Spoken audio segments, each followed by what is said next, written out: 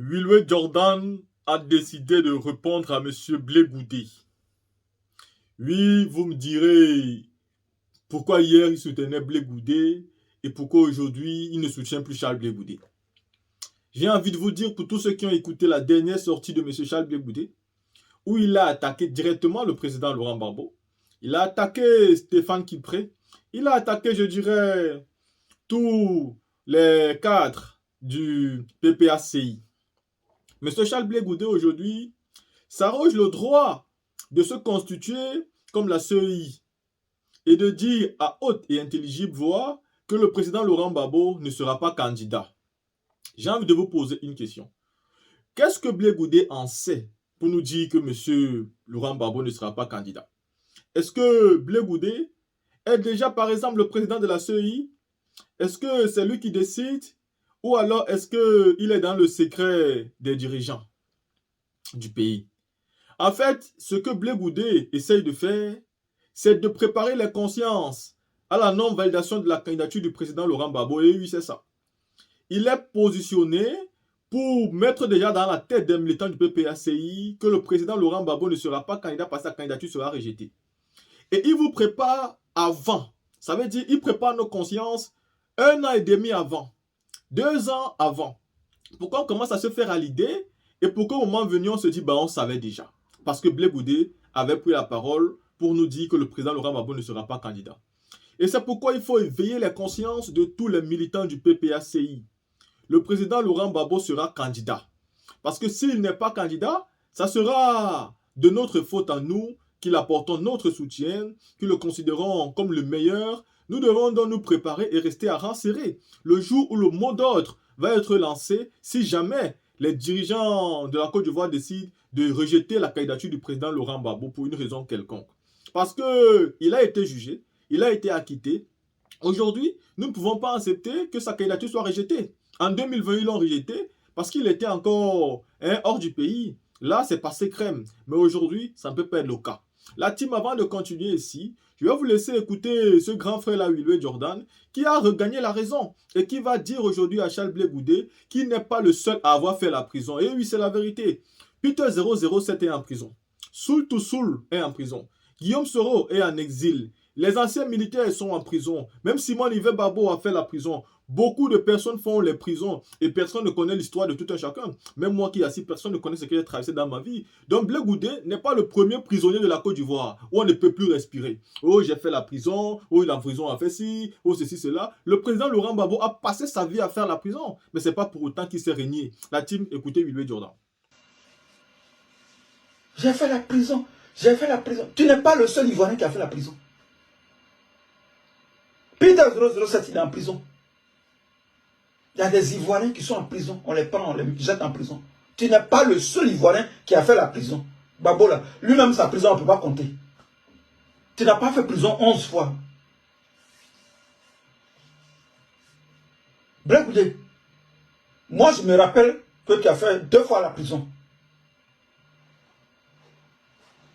Je ne sais pas si au lycée là-bas, si tu as fait prison, mais Blé Goudé, Bédier t'a mis en prison. Bédier, je crois qu'au temps de Bédier, on t'a attaché sur le lit. Est-ce que tu as fait la prison même? Tu étais sur le lit, tu étais malade, tu étais sur le lit, on t'a attaché.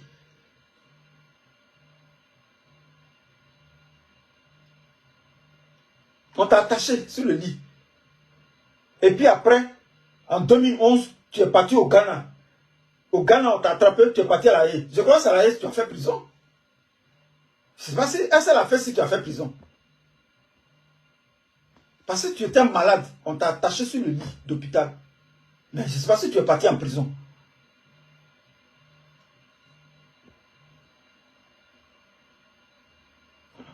Si tu as fait, peut-être c'est, voilà, merci, Yao Jules, merci beaucoup. Peut-être tu as fait une garde à vue. Sinon, prison, de toute façon, Gbagbo a fait prison là. Enseignant, il a fait prison. Militaire, il a fait prison. Après, autant de Béguéi, il a mis en prison. Après, il est sorti. Il est parti à la Haye. Il est parti en prison. Tu dis, tu as fait prison 11 fois. Combien 11 fois, comment? À quel moment? En Côte d'Ivoire, moi, je sais que dans les années Fessi, là, on t'a mis truc au cou, au pied. Tu étais couché sur le lit. On a enchaîné sur le lit. Tu étais enchaîné, ton pied était enchaîné. C'est là que j'ai vu. Après, tu es parti à la haie. Donc, tu as fait une seule fois prison.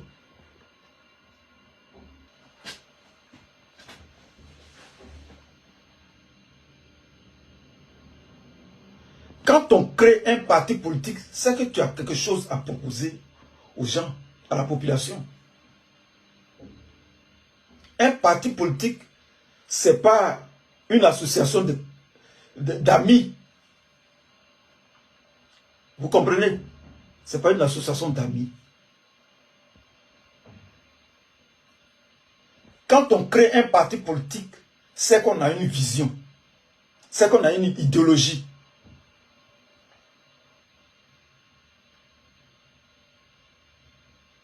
C'est qu'on a un projet de société. Dans la démocratie, il y a deux types de partis politiques. Dans une démocratie, je ne sais pas si on me voit bien même. Attends, je suis au boulot, hein, je ne suis pas à la maison. Je suis dans un endroit lugubre là.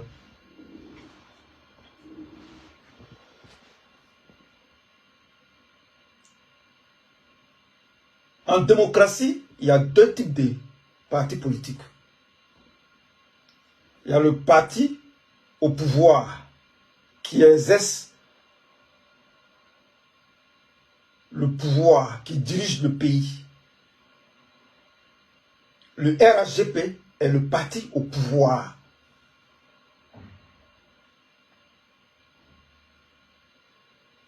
À côté du RHGP, on a les partis d'opposition qui gravitent autour du parti au pouvoir. Les partis d'opposition. Le PPACI, le PDCI, le MGC, le COGEP. Je ne veux pas parler du FPI d'Afin Guessan parce qu'il est déjà parti. Sami Hero soit salué. Il est déjà lié au RHGP. Donc, je ne peux pas parler du FPI d'Afin Guessan. Il y a les partis de l'opposition. Les partis d'opposition, leur rôle en démocratie, c'est de critiquer le parti au pouvoir et de faire des propositions. Les partis d'opposition n'ont d'autre rôle que de s'opposer au parti au pouvoir. Je ne parle pas de belligérance. Je ne parle pas de belligérance. Je ne parle pas de rébellion armée. La critique verbale, l'opposition verbale, opposition orale. Je n'ai pas dit opposition armée. Il faut bien préciser.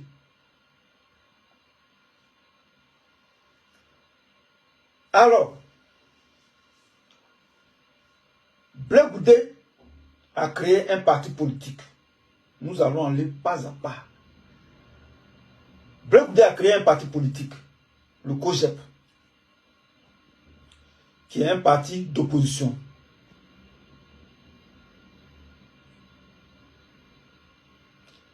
Je viens de définir le rôle d'un parti d'opposition.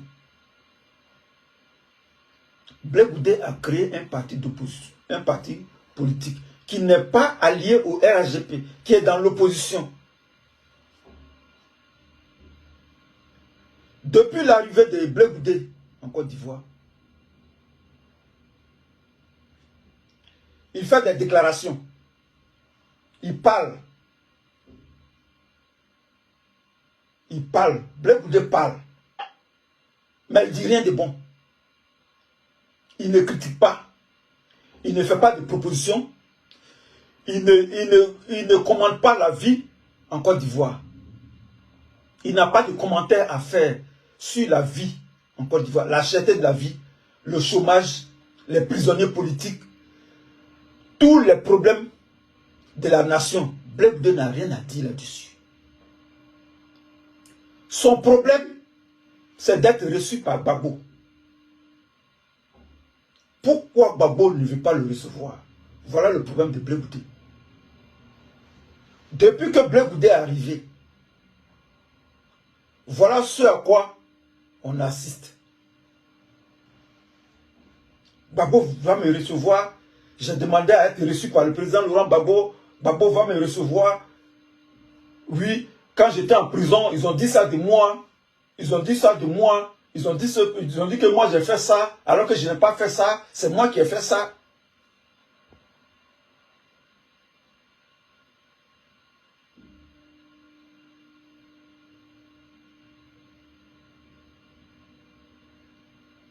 Ça, c'est pas de la politique.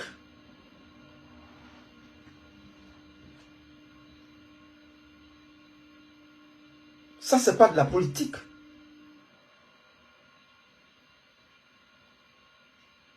Plusieurs fois, j'ai dit dans mes vidéos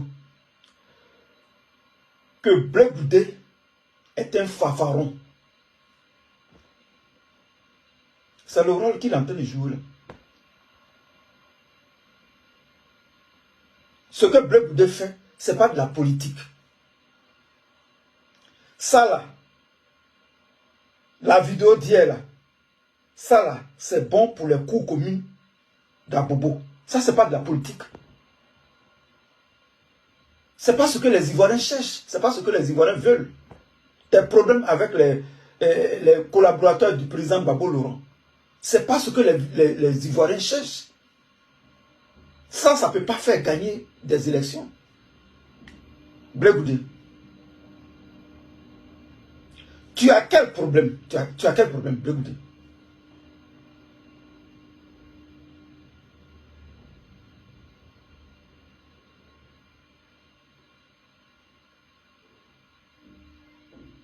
Quel est ton problème?